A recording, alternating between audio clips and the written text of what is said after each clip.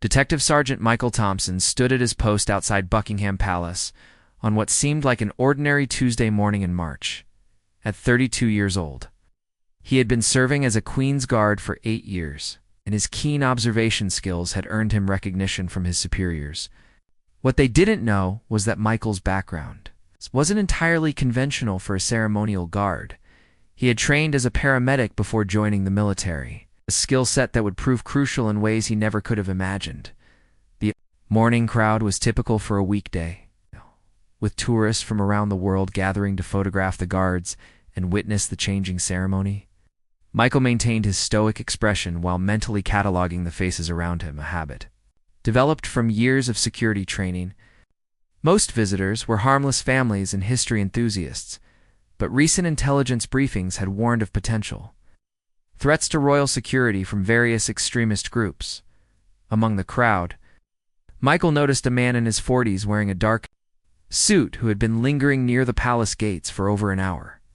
Unlike typical tourists who moved around taking photos, this individual remained in roughly the same position, occasionally checking his watch and scanning the area with what appeared to be professional surveillance techniques. The man's behavior triggered Michael's internal alert system, though he maintained his ceremonial composure. The suspicious individual carried a leather briefcase and wore expensive shoes that suggested he belonged to London's business community rather than the usual tourist demographic. However, his positioning and constant observation of the guards' routines indicated he was studying their security protocols rather than simply admiring the pageantry. Michael made mental notes about the man's appearance and behavior while continuing his duties around midday as the crowds thickened with lunch-hour visitors. Michael observed the suited man moving closer to his position. The individual's approach seemed casual, but Michael's trained eye caught subtle signs of nervous energy and purposeful movement that differentiated him from genuine tourists. The man's right hand remained inside his jacket pocket, gripping something. That created a small bulge in the fabric. When the man reached a position about 10 feet from Michael's post, he began speaking in a loud voice about British history and royal traditions. His commentary seemed designed to draw attention from other visitors while positioning himself for some kind of action. Michael's pulse quickened, but his external demeanor remained perfectly composed as he prepared for whatever might happen. Next, the Queen's Guard represents centuries of British military excellence, the man announced to nearby tourists, his voice carrying an artificial enthusiasm that made Michael even more suspicious. These brave soldiers undergo rigorous training to protect our most cherished institutions. But they're only human after all. The man's final comment contained an undertone that suggested threat rather than admiration. Michael tensed his muscles, imperceptibly ready to respond to any aggressive action while maintaining the appearance of ceremonial stillness. His paramedic training had taught him to recognize signs of impending violence, and every instinct was now alerting him to danger. Several tourists gathered around the man, drawn by his apparent knowledge of palace history and traditions. He used their attention as cover while gradually moving closer to Michael's position, his hand still concealed in his jacket pocket. Michael realized that the man was using the crowd as both camouflage and potential witnesses to whatever he was planning. Of course, even the most dedicated guards can be vulnerable to unexpected medical emergencies. The man continued, his eyes fixed directly on Michael despite the protocol that visitors should not attempt sustained eye contact with active guards. A sudden illness or injury could incapacitate even the strongest soldier. Michael felt a chill of recognition as he realized the man might be describing his intended method of attack rather than making casual conversation. The reference to medical emergencies combined with his suspicious behavior suggested he might be planning to use some kind of biological or chemical weapon disguised as a medical incident. The man reached into his jacket pocket and withdrew what appeared to be a medical syringe filled with clear liquid. He held it discreetly against his side, partially concealed by his briefcase, while continuing to address the gathered tourists about royal security procedures. Michael's heart rate increased as he realized he was facing an imminent assassination attempt using what was likely a poison injection. Sometimes the most effective weapons are those that appear completely innocent, the man said, his voice now carrying unmistakable menace despite his continued smile. Medical emergency can happen to anyone, anywhere, and helpers often appear from the most unexpected sources. Michael understood that the man was preparing to attack him with the syringe, making it appear that he was providing medical assistance to a guard who had suddenly fallen ill. The plan was diabolically clever because bystanders would likely interpret the injection as emergency medical treatment rather than an assassination attempt. The man moved even closer, within arm's reach of Michael's position. Other tourists continued to listen to his commentary, completely unaware that they were witnessing the final moments before a planned murder. Michael's training told him to break protocol and defend himself, but doing so would create chaos and potentially endanger innocent civilians. "You know," the man said, stepping directly in front of Michael and raising the syringe while addressing the crowd. "Sometimes guards experience sudden fainting spells due to the physical demands of their duties. When that happens, immediate medical intervention can be the difference between life and death." Michael saw the man prepare to lunge forward with the syringe while simultaneously planning to announce that the guard was having a medical emergency. The poison would likely take effect quickly, and the killer would disappear in the confusion while appearing to be a good Samaritan who had tried to help. As the man raised the syringe and stepped forward for the attack, Michael prepared to break his ceremonial stance to defend himself. But in that critical moment, something unexpected happened that would change the entire situation. From the crowd of tourists watching this apparent history lesson, an unlikely hero was about to emerge, to save Michael's life in a way that no one could have predicted. Just as the man with the syringe prepared to strike, a small girl of about 8 years old broke free from her family group and ran directly toward Michael's position. She had been watching the adult conversation with growing excitement and apparently decided she wanted to get closer to the guard for a better photograph. Her sudden movement caught everyone off guard, including the would-be assassin. "Emily, come back here right now." Her mother called out in obvious panic, but the little girl was already weaving between the adults toward Michael's post. She wore a bright pink dress and carried a small, disposable camera. Clearly on a family vacation to London's famous landmarks, the assassin found himself in an impossible position. His carefully planned attack required him to approach Michael, while maintaining the pretense of providing medical assistance, but Emily's presence made it impossible to carry out the injection without potentially harming an innocent child. He hesitated, syringe still partially concealed in his hand. Emily reached Michael's position and stood directly beside him, looking up at his tall frame with obvious awe. "Mummy, he's so big," she announced loudly.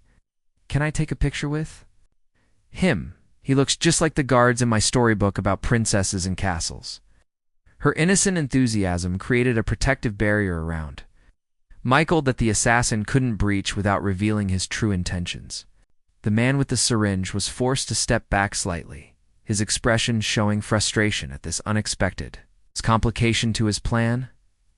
Emily's parents rushed forward to retrieve their daughter, apologizing profusely to anyone who would listen. "I'm so sorry," her father said, reaching for Emily's hand. "She gets excited about everything and doesn't understand about staying with the group." But Emily was not ready to leave. She had positioned herself directly in front of Michael and was trying to get him to look down at her camera. "Please, Mr. Guard," she said in the loud voice that children use when they want adult attention. "My teacher said I should take pictures of important things in London to show my class back home." The assassin realized that Emily's presence was disrupting his entire operation. He couldn't inject Michael with poison while a child was standing right there, and trying to move her out of the way would draw unwanted attention to his activities. He began backing away from Michael's position, hoping to wait until Emily left before resuming his attack. But Emily had other plans. She had noticed the man with the syringe and, with the directness that only children possess, decided to ask him what he was holding. "What's in your hand, mister?" she asked, pointing at the partially concealed syringe. "Is that medicine?" "My grandpa has to take medicine with needles because he has diabetes." The assassin's face went pale as he realized that a child had spotted his weapon and was now drawing attention to it in front of multiple witnesses. He tried to hide the syringe more completely, but Emily's question had already caused several adults to look in his direction with curiosity. "It's nothing important, little girl," he said, his voice strained with the effort of maintaining composure. "Just something for work. You should go back to your family now." But Emily was persistent, in the way that children often are when they encounter something interesting. "Can I see it?" she asked, stepping closer to the man. "I want to be a doctor when I grow up, so I like looking at medical things. Is it going to make someone feel better?" Her innocent questions were creating exactly the kind of scrutiny that the assassin had been trying to avoid. We're now watching their interaction, and some were beginning to look suspicious about why a well-dressed businessman would be carrying a medical syringe at a tourist attraction. Emily's mother finally reached her and took her firmly by the hand. "That's enough questions, Emily," she said apologetically to the man. "She's very curious about everything, and we're trying to teach her not to bother strangers with so many questions." The assassin forced a smile and nodded, but Michael could see the frustration and growing panic in his eyes. The careful timing of his attack had been completely disrupted. In the presence of witnesses who had heard Emily's questions about the syringe made it impossible for him to proceed with his original plan, as Emily's family prepared to move away. From Michael's position, she made one final attempt to interact with the guard. She reached into her small purse and pulled out a colorful sticker featuring a cartoon character. "This is for being so nice and letting me stand by you," she announced, trying to stick the decoration on Michael's uniform, her gesture of innocent generosity created another moment of delay that further frustrated the assassin's timing. More importantly, it demonstrated to all the watching tourists that Emily had formed a bond with the guard, making any subsequent attack on Michael appear even more heinous in front of witnesses who had seen the child's affection for him. Assassin realized that his window of opportunity was closing rapidly. Emily's intervention had not only delayed his attack, but it also created a situation where multiple people were now aware of his presence and his possession of medical equipment. He needed to either complete his mission immediately or abort the operation entirely. Michael, meanwhile, was using his peripheral vision to track every movement of the potential threat while maintaining his ceremonial stance.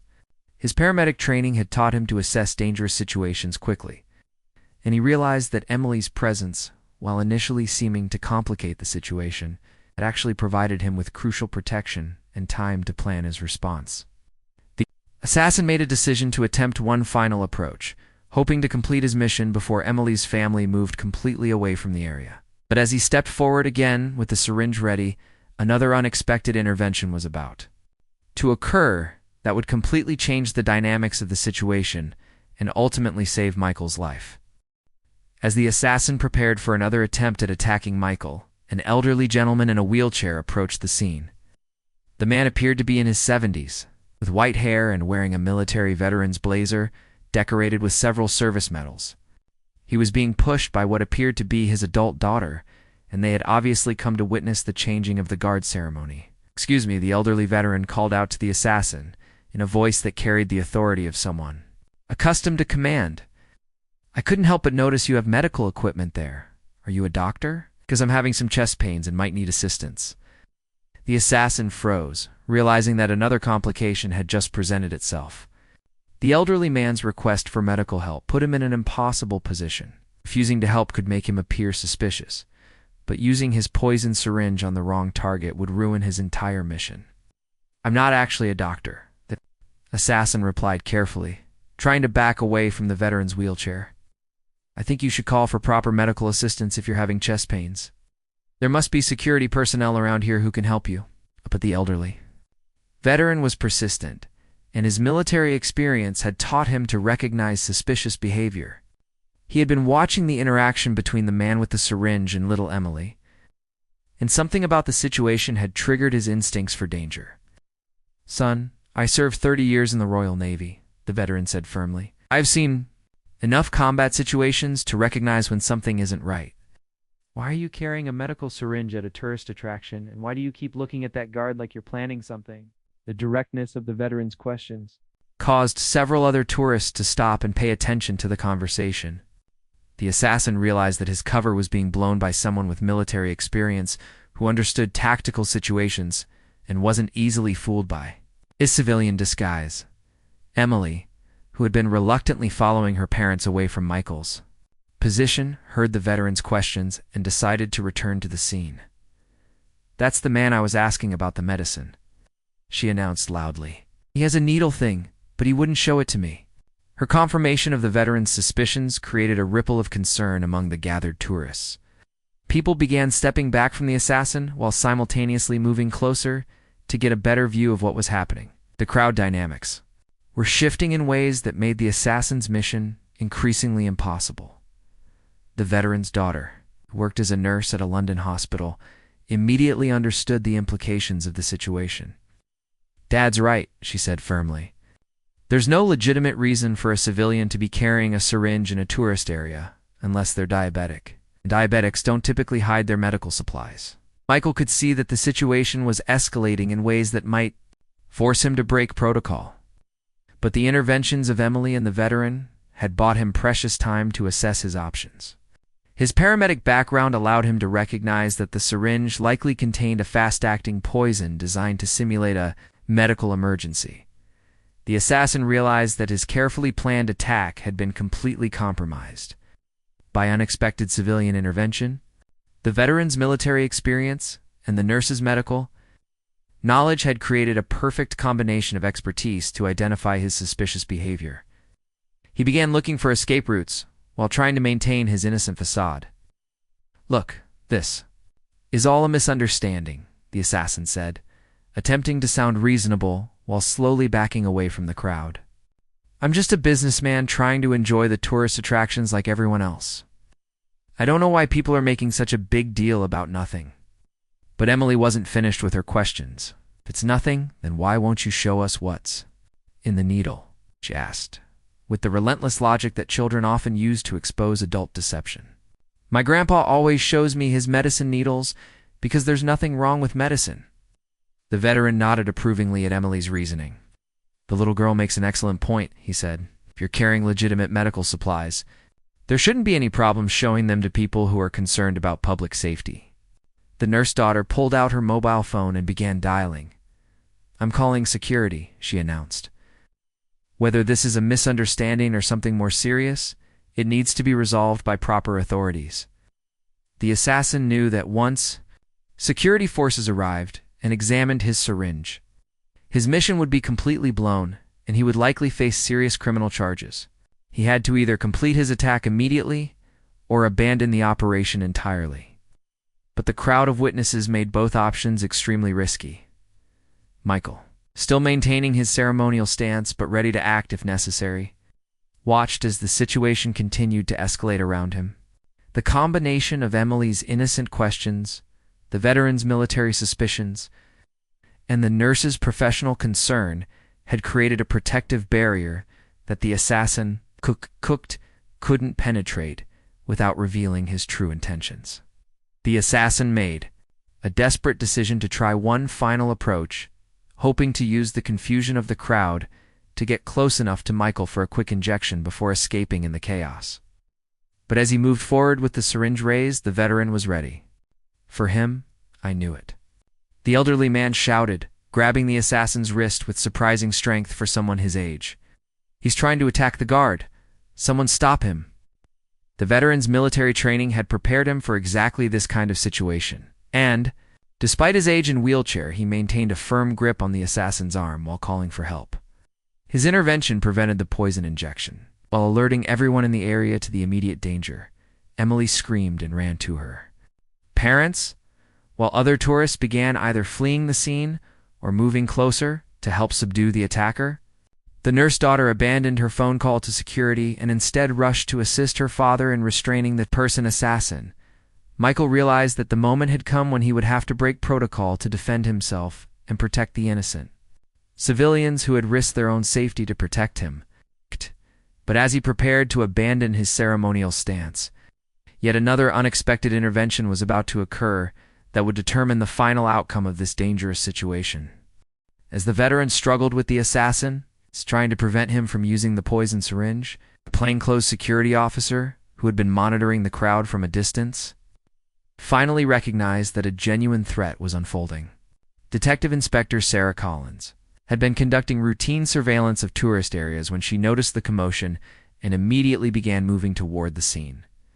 Collins had been specifically trained to identify potential terrorist attacks and assassination attempts, but she had been positioned too far away to intervene until the veteran's shout for help alerted her to the immediate danger.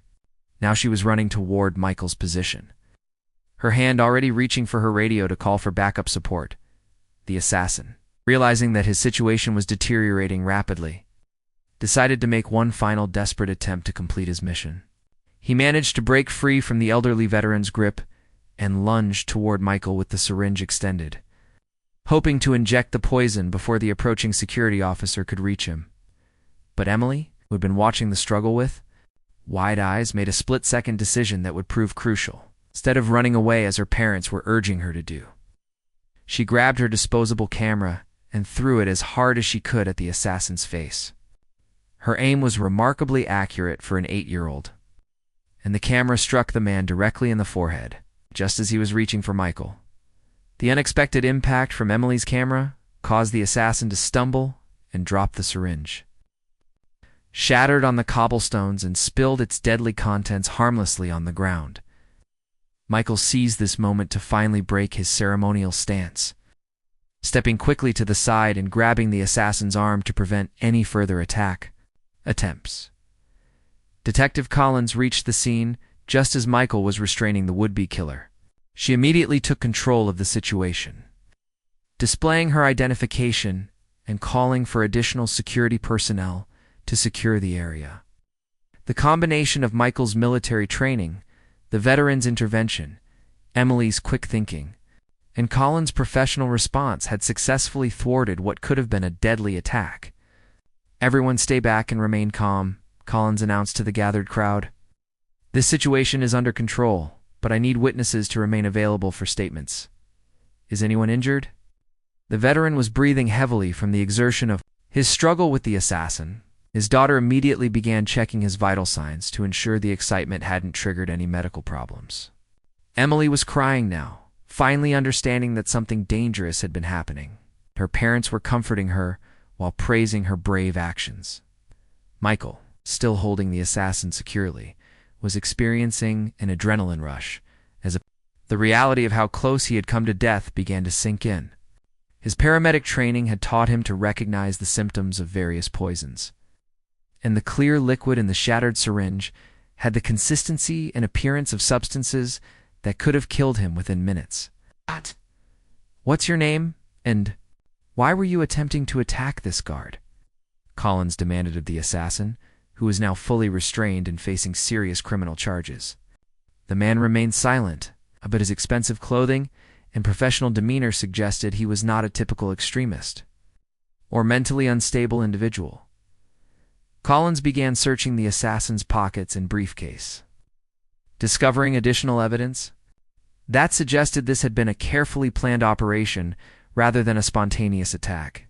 She found fake identification documents, a detailed map of the palace grounds, and what appeared to be escape routes marked in red ink. The veteran, despite his daughter's protest that he should rest after the excitement, insisted on providing a detailed statement about his observations of the assassin's suspicious behavior. His military experience had taught him to notice tactical details that civilian witnesses might miss, making his testimony particularly valuable for the investigation. "I knew something was wrong from the moment I saw him," the veteran explained to Collins. He was studying the guard's routine like he was planning an operation, not like a tourist enjoying the sights. His positioning and timing were too precise to be coincidental. Emily's parents were struggling to process what had happened and how their young daughter had become involved in preventing an assassination attempt.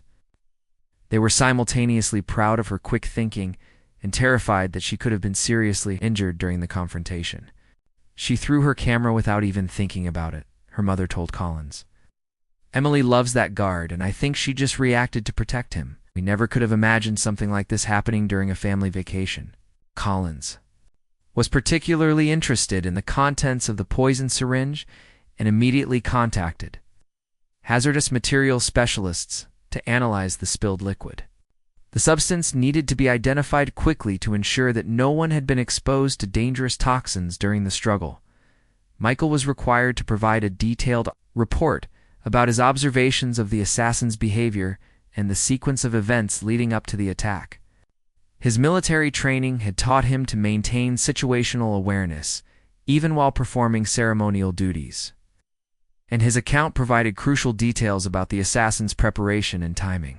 "I'd been studying our routines for over an hour," Michael explained to Collins. His positioning and movement patterns suggested he understood our security protocols and was looking for the optimal moment to attack. Without the interventions of the veteran and Emily, he probably would have succeeded. The investigation was expanding rapidly as Collins contacted her colleagues to determine whether this had been an isolated attack or part of a larger conspiracy. The assassin's professional preparation and expensive equipment suggested he was either highly trained or working for an organization with significant resources. Additional security personnel arrived to secure the scene and begin processing evidence. While medical staff checked on everyone who had been involved in the confrontation, the veteran was given oxygen as a precaution.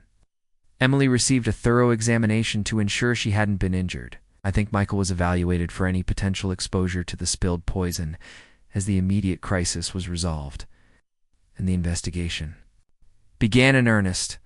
Michael realized that he owed his life to the unexpected heroism of ordinary people who had chosen to act when they recognized danger. Emily's innocent questions, the veteran's military instincts, and Collins' professional response had combined to save him from what would have been a sophisticated assassination attempt. The laboratory analysis of the poison syringe revealed that Michael had been moments away from death when Emily's camera disrupted the attack. The clear liquid contained a highly concentrated neurotoxin that would have caused cardiac arrest within 2 minutes of injection. Detective Collins realized that they were dealing with a professional assassination attempt using military-grade chemical weapons. 3 days after the incident, Michael was called to Scotland Yard for a comprehensive debriefing about the attack. During his interview, he learned that the assassin had been identified as Viktor Petrov, former military operative with connections to international criminal organizations that had been targeting British security personnel. Petrov's attack on you was likely a test run for something much larger, Collins explained to Michael during their meeting. His organization has been planning coordinated attacks on multiple royal security targets, and your assassination was meant to demonstrate their capabilities while gathering intelligence about our response procedures. Michael felt a chill as he realized that his survival had potentially prevented a much larger terrorist operation from moving forward. The failure of Petrov's mission would force his organization to reconsider their plans and potentially abandon their broader campaign against British security forces. Collins showed Michael photographs of Emily and the veteran that had been taken during the incident. These two people saved not only your life, but possibly the lives of dozens of other guards and officials who were on Petrov's target list, she said. Their spontaneous heroism disrupted months of careful planning by professional terrorists. The investigation had revealed that Petrov had been conducting surveillance of multiple palace locations for weeks before attempting his attack on Michael. His detailed maps and timing charts showed that he understood royal security protocols better than most insider threats, suggesting he had received information from compromised sources within the system. We've identified several other guards who were likely on Petrov's list, Collins continued. His organization was planning to eliminate key personnel systematically, creating gaps in royal protection that could be exploited for larger attacks. Your survival alerted us to the threat before any other guards were targeted. Michael asked about Emily and the veteran, wanting to know how they were coping with the aftermath of their involvement in the incident. Collins smiled and told him that both had been remarkably resilient, though they were receiving counseling support to help them process the traumatic experience. Emily keeps asking when she can see her guard again, Collins said. She doesn't fully understand what happened, but she knows she helped save someone important to her. The veteran, meanwhile, has been working with our security analysts to identify potential threats based on his military experience. A week later, Michael received permission to meet with Emily and the veteran in a controlled setting away from the palace grounds. The reunion took place at a secure government facility where they could interact safely while maintaining security protocols for ongoing investigations. Emily ran to Michael as soon as she saw him, wearing another bright dress, and carrying a new camera that her parents had bought to replace the one she had thrown at the assassin. "I told everyone at school that I helped save a real guard," she announced proudly. "My teacher said I was very brave, but I was just trying to help my friend." The veteran, whose name was Commander Robert Hayes, greeted Michael with a firm handshake, and the respectful acknowledgement that one military professional gives to another. "I'm proud to have served alongside you, son," he said. "Your composure under threat was exemplary, and I hope my intervention was helpful." Michael felt overwhelmed, with gratitude toward both of his rescuers. Without Emily's innocent questions that disrupted the assassin's timing, and without Commander Hayes' military instincts that identified the threat, Michael would not have survived Petrov's attack. Their spontaneous heroism had saved his life and prevented a larger terrorist operation. "I owe both of you more than I can ever repay," Michael told them. "Your courage and quick thinking not only saved my life, but protected many other people who were in danger from the same threat. You're both true heroes." Emily beamed at being called a hero, while Commander Hayes deflected the praise with the modesty typical of career military personnel. "We just did what anyone should do when they see someone in danger," he said. "The real credit goes to Detective Collins and the security forces who turned our observations into effective action." During their meeting, Michael learned more about his rescuers' backgrounds. Emily lived in Manchester with her parents and had been visiting London as part of a school holiday trip. She had always been fascinated by guards and soldiers, partly because her grandfather had served in the army before she was born. Commander Hayes had retired from the Royal Navy 5 years earlier after a distinguished career that included service in the Falklands War and multiple peacekeeping missions. He lived in London with his daughter Sarah, the nurse, and regularly visited royal sites because of his continued interest in military traditions and ceremonies. Sarah was the one who really understood the medical implications of what Petrov was carrying, Commander Hayes explained.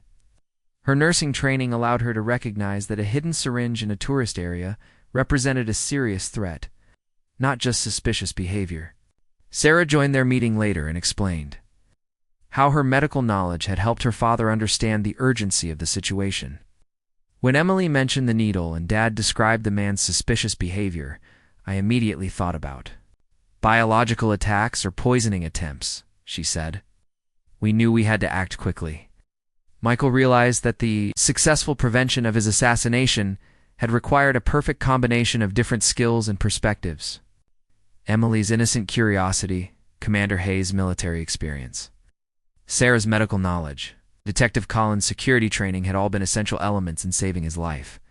As their meeting concluded, Emily presented Michael with a drawing she had made showing herself, Commander Hayes, and Michael standing together outside Buckingham Palace. "This is so I'll always remember the day we helped each other," she said. "Can you put it somewhere special so other guards will know about it too?" Michael promised to display Emily's drawing in the guard station where his colleagues could see it and learn about the heroic actions that had saved his life. The artwork would serve as a reminder that ordinary citizens often provide the most extraordinary assistance when dangerous situations arise. 6 months after the assassination attempt, Michael received news that would complete the remarkable story of his rescue. Viktor Petrov had been sentenced to life imprisonment after pleading guilty to attempted murder and terrorism charges.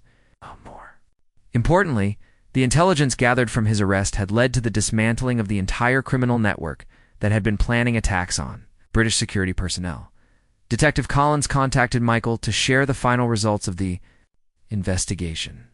Petrov's organization had been planning synchronized attacks on 12 different guards across London, she explained. Your survival and his capture prevented what could have been the largest terrorist attack on British soil in decades. The international implications of the case were staggering. Petrov's criminal network had connections in 7 countries and had been responsible for assassination attempts on government officials throughout Europe. The failure of his mission against Michael had exposed the entire operation and led to arrests across multiple nations. Emily and Commander Hayes didn't just save one life, Collins continued. Their actions prevented a terrorist campaign that could have destabilized European security cooperation and led to retaliatory cycles of violence. The impact of their heroism extends far beyond what anyone could have imagined. By the scope of what his rescuers had accomplished through their spontaneous actions, Emily's innocent questions and Commander Hayes' military instincts had triggered a chain of events that had profound international significance. Yet they had acted purely out of concern for one person they saw in immediate danger. A year after the incident, Michael received an invitation to attend a special ceremony where Emily and Commander Hayes would receive civilian honors for their heroic actions. The event would take place at Buckingham Palace, bringing the story full circle to where their first encounter had occurred. On the day of the ceremony, Michael stood in the same location where Petrov had attempted to kill him, but this time he was wearing his dress uniform and preparing to witness his rescuers receive recognition from the highest levels of government. The contrast between the two occasions highlighted how much had changed because of their interventions.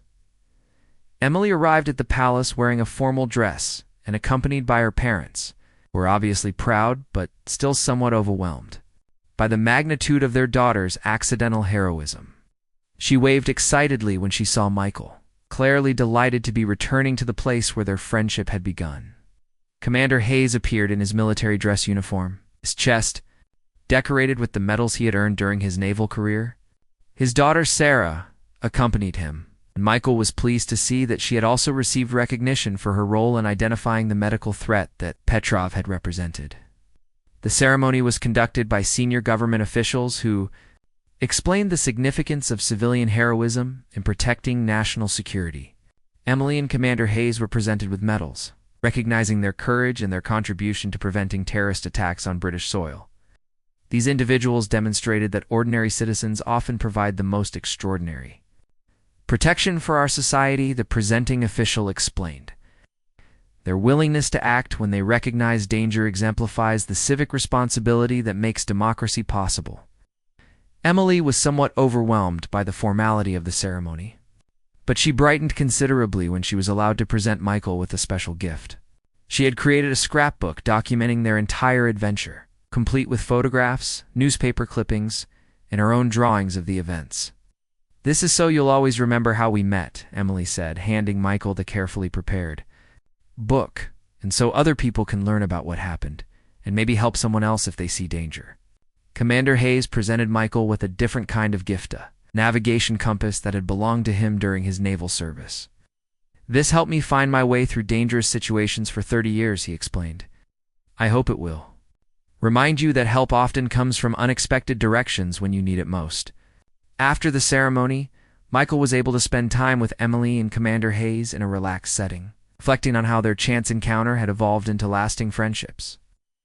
Emily had maintained her interest in military history and was considering a future career that would allow her to help protect other people. Commander Hayes had become a volunteer security consultant, using his military experience to help train civilian security personnel in threat recognition. His encounter with Petrov had reinvigorated his sense of purpose and given him a new mission in retirement. "That day changed all of us," Commander Hayes reflected as they sat in the palace gardens after the ceremony. Emily discovered she had courage she didn't know she possessed. Sarah learned that her medical training could be applied to security situations, and I found that my military experience still had value in protecting innocent people. Michael nodded, understanding how the incident had transformed all their lives in unexpected ways. His own perspective on his role as a Queen's Guard had evolved dramatically. He no longer saw ceremonial duty as simply following protocol, but as serving as a visible symbol of stability that could inspire ordinary citizens to extraordinary acts of courage. "The most amazing thing," Michael said, "is that none of us planned." "What happened that day?" Emily just wanted to take pictures with a guard. Commander Hayes was simply enjoying a visit to the palace with his daughter. "I was just doing my job." But when danger appeared, we all responded in ways that created something much greater than any of us could have achieved alone. Emily, who had been listening to the adult conversation with the serious attention that children sometimes show, made her own observation. "I think the guardman was supposed to meet us that day," she said, "because now we're all friends and we help stop bad people from hurting other guards too." Her simple interpretation of events captured something profound about how random Encounters can have far-reaching consequences when people choose to act with courage and compassion. The assassination attempt that was meant to end Michael's life had instead created connections between strangers that had ultimately saved many lives. As the afternoon drew to a close, Michael realized that his relationship with Emily and Commander Hayes had become one of the most meaningful aspects of his life. Their friendship, born from crisis, had grown into a support network that enriched all their experiences and provided ongoing inspiration for future service. 6 months later, Michael received a promotion to sergeant and was assigned to train new guards in threat recognition and civilian interaction protocols.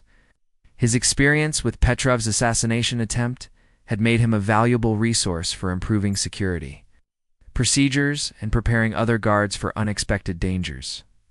Emily sent Michael regular letters from Manchester, sharing her school achievements and her continued interest in military history. Her teacher had used their story as an example in lessons about citizenship and civic responsibility, inspiring other children to think about how they could help protect their communities. Commander Hayes continued his volunteer work with security organizations. Had maintained regular contact with Michael through monthly meetings at various London military facilities. Their shared experience had created a bond that transcended their age, difference, and different military backgrounds.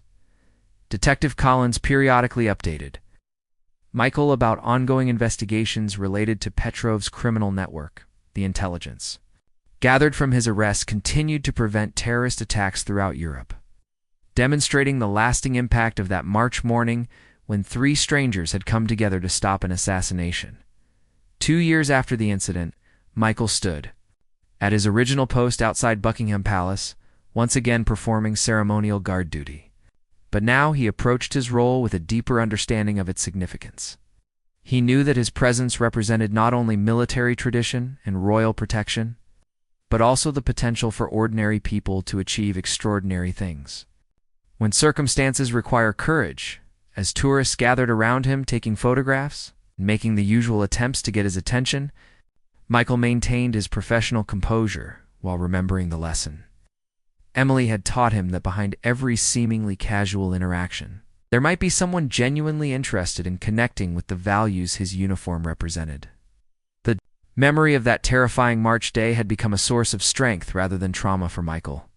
Whenever he faced challenges in his personal or professional life, he remembered how Emily's innocent curiosity, Commander Hayes' military instincts, and Detective Collins's professional expertise had combined to save not only his life, but the lives of many other potential victims. Standing in the morning sunshine outside Buckingham Palace, surrounded by tourists from around the world, Michael carried with him the knowledge that heroism often emerges from the most unexpected sources. A curious 8-year-old girl, a retired naval officer, and a trained detective had proven that ordinary people possess extraordinary capabilities when they choose to act with courage and compassion.